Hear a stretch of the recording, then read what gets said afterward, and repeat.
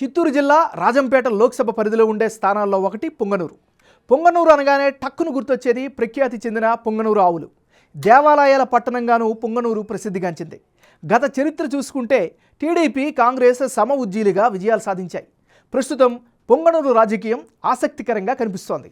YCP నుంచి sitting MLA Peddireddy Ramachandra Reddy బరిలో నిలవగా, విపక్షాల పొత్తుల్లో భాగంగా సీటు టీడీపీ అభ్యర్థి చల్లా రామచంద్రారెడ్డి దక్కించుకున్నారు.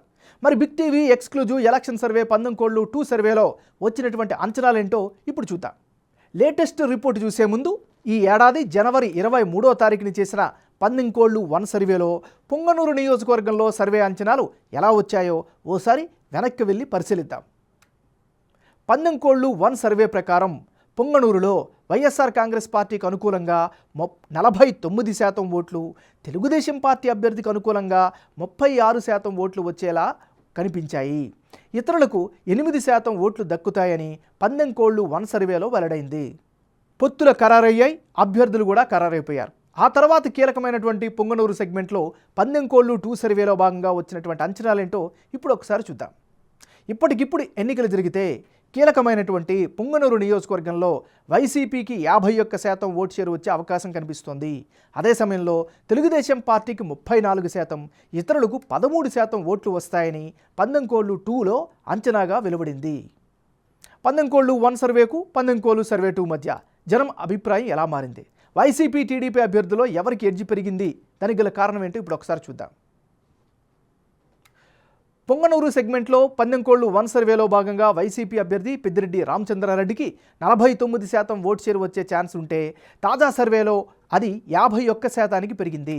అదే సమయంలో టీడీపీ అభ్యర్థి చల్లా రామచంద్రారెడ్డికి గత సర్వేలో 36% ఓట్లు వచ్చే ఛాన్స్ కనిపిస్తే, తాజా సర్వేలో 34%కి తగ్గింది.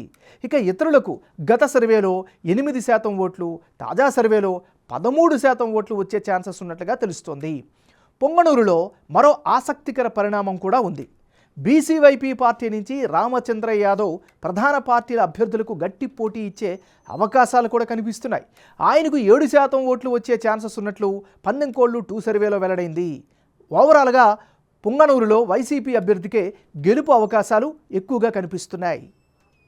2 సర్వేల్లో పుంగనూరు నియోజకవర్గంలో అభ్యర్థుల మధ్య మారిన ఓట్ల శాతం, అందుకు గల కారణాలేంటో ఇప్పుడు ఒకసారి పరిశీలిద్దాం.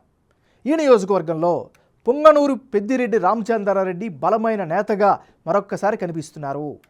పెద్దిరెడ్డి హయాంలో అభివృద్ధి జరిగింది అనే నమ్మకం స్థానికంగా కనిపిస్తోంది. అది ఆయనకి ప్లస్ పాయింట్.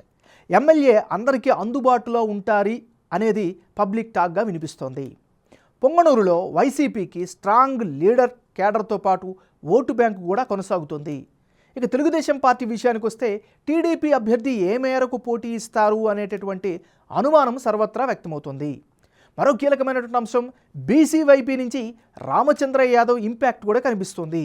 ఓవరాల్గా ఇప్పటికిప్పుడు ఎన్నికలు జరిగితే పుంగనూరు నియోజకవర్గంలో వైఎస్ఆర్ కాంగ్రెస్ పార్టీకే ఎడ్జ్ ఉన్నట్లు బిగ్ టీవీ ఎలక్షన్ సర్వేలో వెల్లడైంది.